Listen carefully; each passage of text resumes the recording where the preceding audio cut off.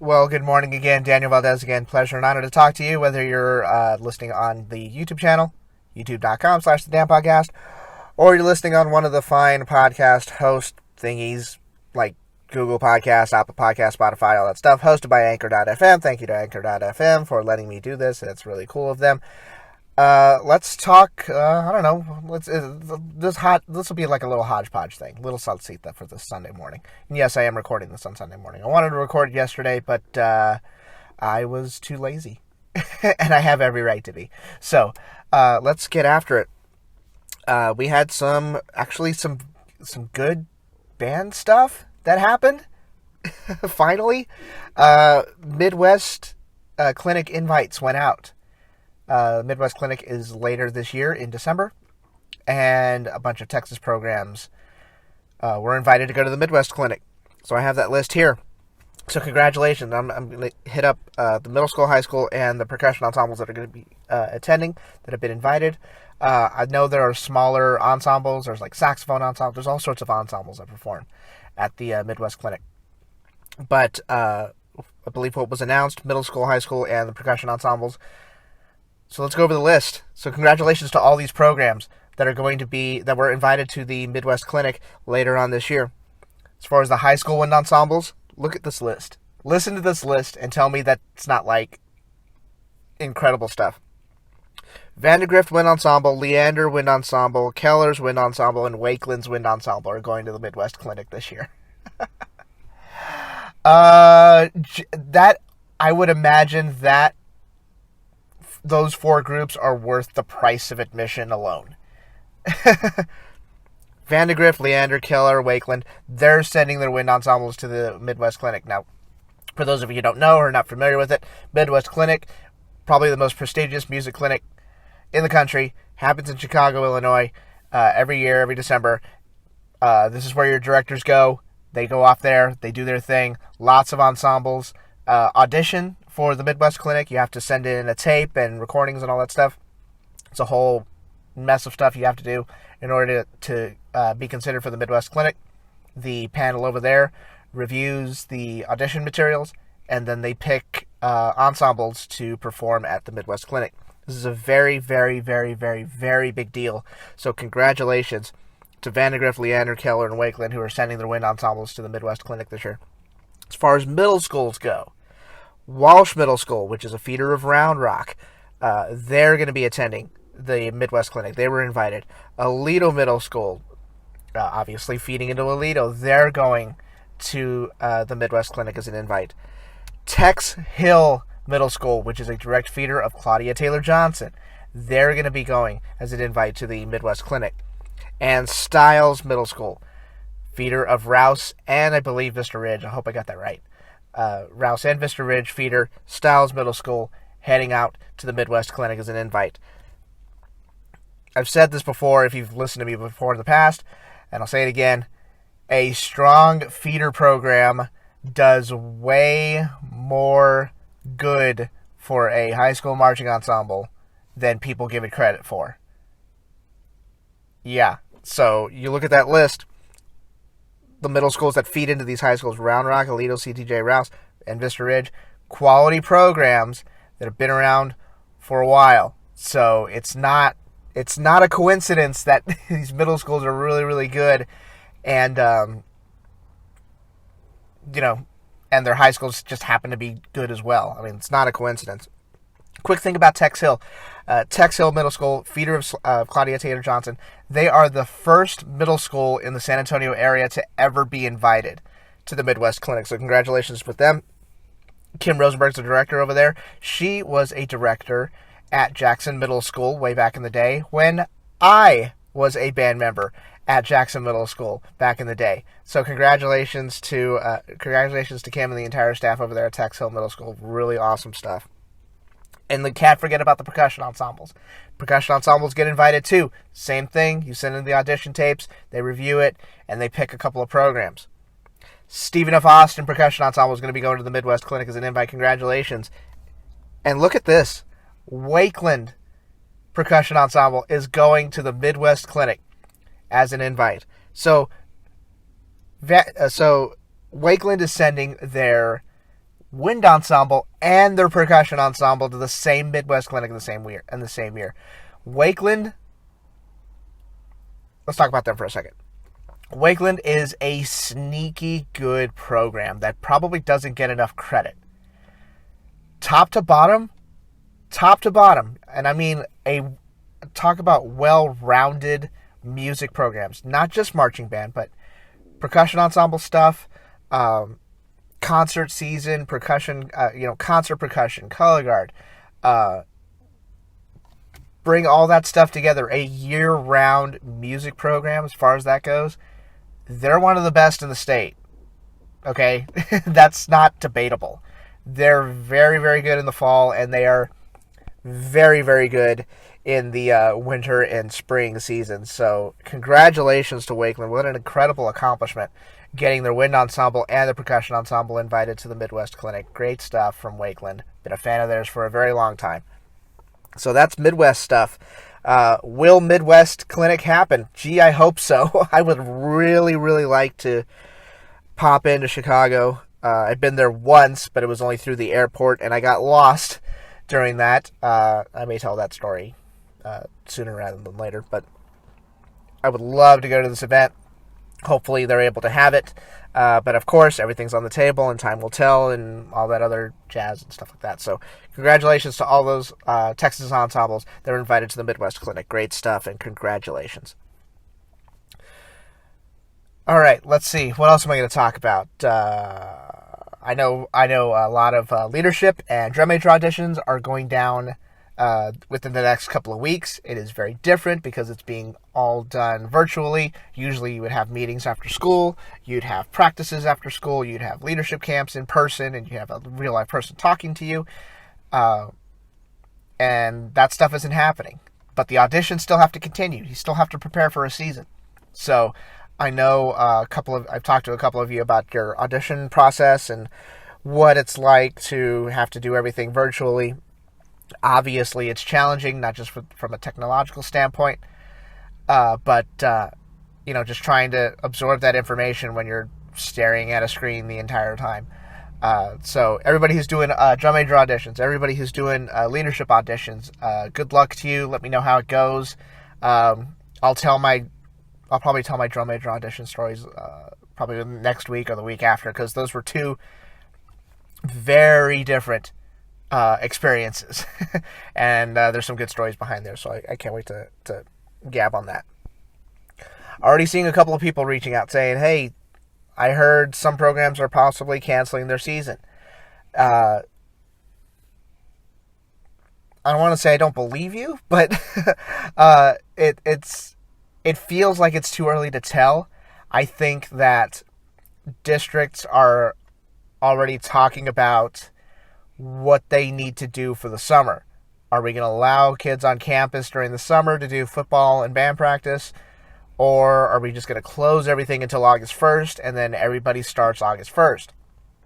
One of the things that you have to consider is, does the UIL step in and say, hey, we're canceling everything during the summer, August 1st, shotgun start, everybody does the thing, band, football, everybody involved in fall sports, they're going to be the ones, you start August 1st. Otherwise, we don't want you anywhere near campus.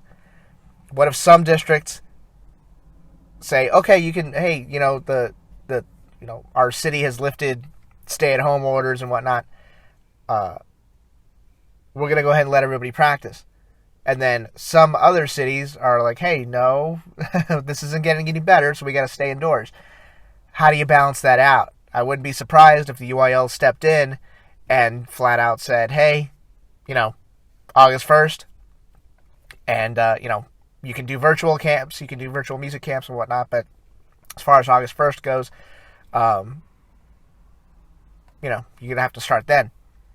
Another thing to consider, if we do go through August 1st and we can't do anything during the summer, how many programs are going to be willing to attend a September regional?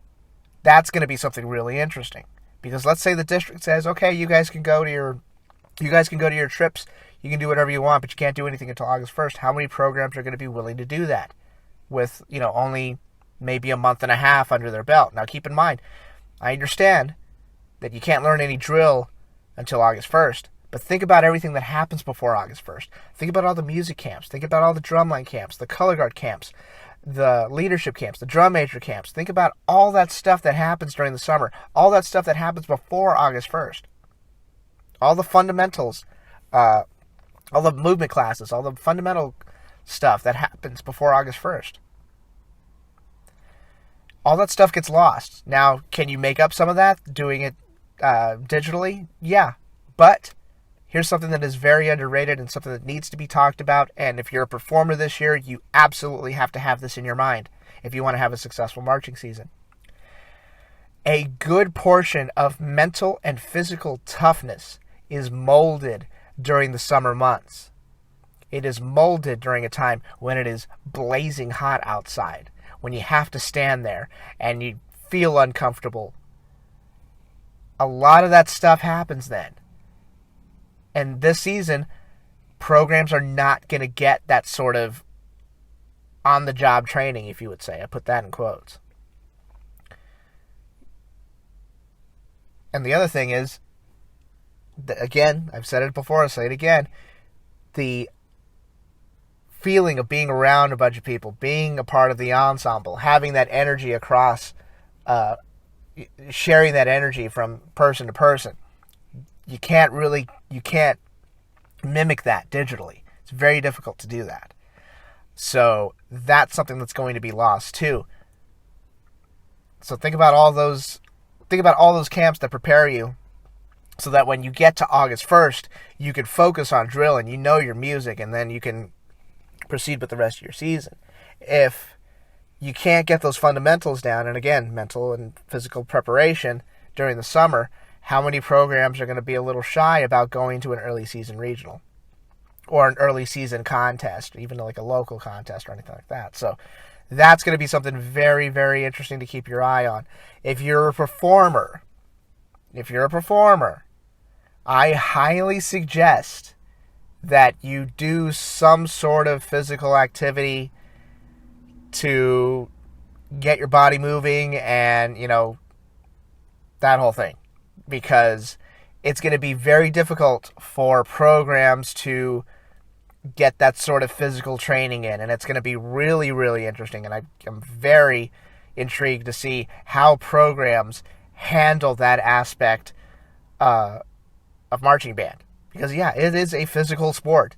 It's absolutely what it is. Those instruments are heavy. You're running around the field the whole time. You're doing all sorts of body movements. And by the way, it's freaking hot outside. So that's going to be something really, really interesting to look at. We'll see how that goes. I mean, like I said, I'm sure programs have some sort of, physical wellness program in place. But nevertheless, please take care of yourselves. The one of the things I kind of cringe at is programs that are not going to be able to get that much physical training in place, and then they're going to go to an early season regional, and there's potential for injuries. Anytime you try to start up a physical activity, it's not just band, it's football too, it's all your sports. Anytime you try to go from zero, sitting on your couch, to running around the field, if you don't pace yourself and you go too fast too quickly, you open yourself up for some major injuries. So I hope that all gets taken care of. I really hope we have a season. Do I think it's still too early to tell? Kind of, but some decisions have to be made in the near future. Keep this in mind, and I had somebody ask me this the other day. When are regional lists coming out? Well, here's the thing. Number one, BOA needs to figure out if they're going to go forward with a full season or if they're going to need to postpone or cancel some events. Now, that has to do with all sorts of stuff. One of the main things is you need to figure out whether the city that the venue is going to be at, whether that's going to be, if you're going to be allowed to have an event there. There could easily be a situation when we get to September and half of the regionals are, A-okay, thumbs up, let's get after it. People could show up, people could do this, whatever. And the other half may be like, hey, no, You're on a university campus. I'm not letting you touch anything. So how do you manage that? That's going to be that'll be something to watch. Why aren't regional lists out yet? That's part of the reason. That's like half of the reason. One, you need to figure out if you're having a season. Number two, remember, money is not due until May 15th, or that's the final time they're collecting money. May 15th is the deadline for deposits. It says that on the BOA application.